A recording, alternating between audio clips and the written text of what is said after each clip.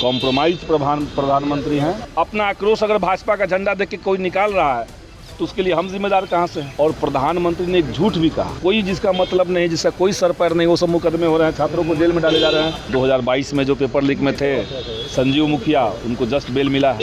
पटना में आंदोलन हुआ, लेकिन फिर से आंदोलन कल हुआ, आज फिर से आंदोलन होगा, कल भी आंदोलन होगा। क्या केंद्र सरकार को छात्रों का आंदोलन दिखाई नहीं दे रहा है? क्योंकि जब रात में प्रधानमंत्री मोदी ने वीडियो जारी कर ये बात कही कि छात्रों के इस मुद्दे को फास्ट ट्रैक मोड में निपटाया जाएगा, उन पर ध्यान दिया जाएगा, उनके भविष्य की चिंता सरकार को है, लेकिन इसी पर बिहार में राजनीति तेज हो चुकी है। विधायक संदीप सौरभ ने साफ तौर पर कहा कि प्रधानमंत्री मोदी ने वही पुरानी घिसी पिटी बातें कही हैं।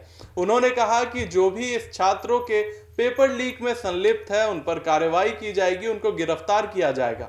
लेकिन असलियत में हो रहा इसका विपरीत। 2024 पेपर लीक मामले के भी मुख्य आरोपी संजीव मुखिया को कल क्लीन चिट दे दिया गया है, यानी उन्हें भी जेल से निकाल दिया गया है।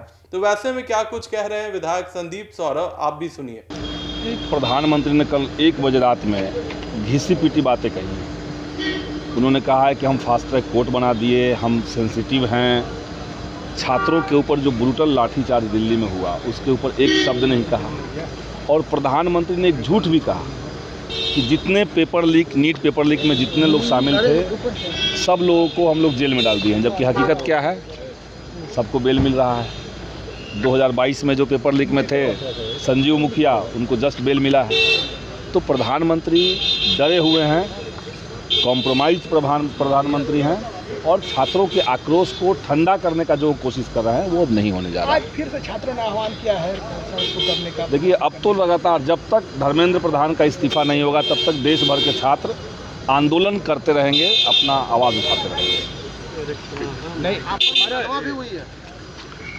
मुकदमा हम पे किया गया है बीजेपी की तरफ से छात्रों को डराने के लिए, लेकिन तमाम छात्रों पे मुकदमे हो रहे हैं। जो कोई जिसका मतलब नहीं, जिसका कोई सर पैर नहीं, वो सब मुकदमे हो रहे हैं, छात्रों को जेल में डाले जा रहे हैं। लेकिन दमन से ये आंदोलन अगर डरता तो आंदोलन शुरू ही नहीं होता। आप देख रहे हैं कितना ब्रूटल लाठीचार्ज दिल्ली में हुआ, लेकिन हज़ारों की संख्या में अभी भी दिल्ली में जंतर मंतर पे छात्र जमे हुए हैं और वो आग पूरे देश में फैल चुका है। पटना में आंदोलन हुआ, लेकिन फिर से आंदोलन कल हुआ, आज फिर से आंदोलन होगा, कल भी आंदोलन होगा। तो जब तक धर्मेंद्र प्रधान का इस्तीफा नहीं होगा, और मामला केवल पेपर लीक तक सीमित नहीं है, छात्रों के लंबे समय से जो आक्रोश इस सरकार के प्रति रहा है उसके चलते ये आंदोलन बड़ा स्वरूप ले चुका है। शिक्षा व्यवस्था में, पूरे सिस्टम में आमूल-चूल बुनियादी परिवर्तन हम लोग चाहते हैं। संदीप सौरभ छात्रों को भड़का रहे हैं, छात्रों को बुला रहे हैं, छात्रों के हाथ में ईंट और पत्थर दे रहे हैं। ये कौन कह रहा है? पूरे टाइम तो आप ही लोग मीडिया के साथ ही हमारे साथ थे जब हम रैली में थे। तो कभी तो ऐसा नहीं हुआ कि हमने किसी को भड़काया, बल्कि हम लोग तो शांत करवा रहे थे। और 10,000 20,000 लोग रहेंगे, सरकार से आक्रोशित रहेंगे। अपना आक्रोश अगर भाजपा का झंडा देख के कोई निकाल रहा है तो उसके लिए हम जिम्मेदार कहाँ से हैं? हम लोग तो शांत करवा रहे थे। असल में सरकार मुद्दे को डाइवर्ट करना चाहती है और सदन में जो हम बात कहते हैं उनको बहुत बुरा लगता है। सदन में हम छात्रों के मुद्दे को उठाते हैं तो उनको बुरा लगता है। उनको लग रहा है कि इनको डरा देंगे तो आंदोलन दब जाएगा। ऐसा कुछ होने नहीं जा रहा है।